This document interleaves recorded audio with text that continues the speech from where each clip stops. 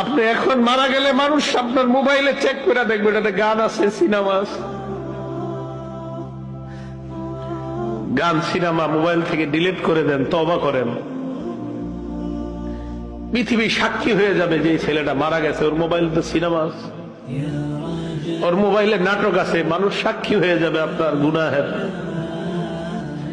Mobile থেকে আপনি গান ডিলিট করে দেন, নাটক ডিলিট করে দেন।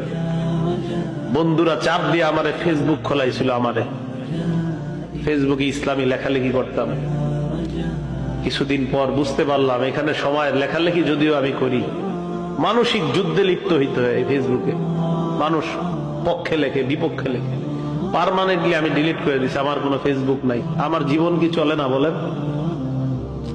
চলে, আগের চেয়ে ভালো চলতেছে। আমি যুবক ভাই যারা আছেন, যাদের মোবাইলে গান আছে, আপনি একবার ভাবেন, আপনি মারা যাওয়ার পর আপনার মোবাইল তো আপনার অন্যরা চেক করবে, যারা আপনারে খুব ভালো জানে, চেক করে দেখবে ওখানে গান, সিনেমা, নাটক, এমন অশ্লীল কিছু আছে কল্পনাও করতে পারবে না। ছি ছি, ওর মোবাইলে এগুলো, এটা কল্পনাও করতে পারবে না। আবু ওয়াইল মাথাটা নিচের দিকে দিয়ে বলে যে গান অন্তরে মুনাফিকি সৃষ্টি করে, গান নেফাক সৃষ্টি করে।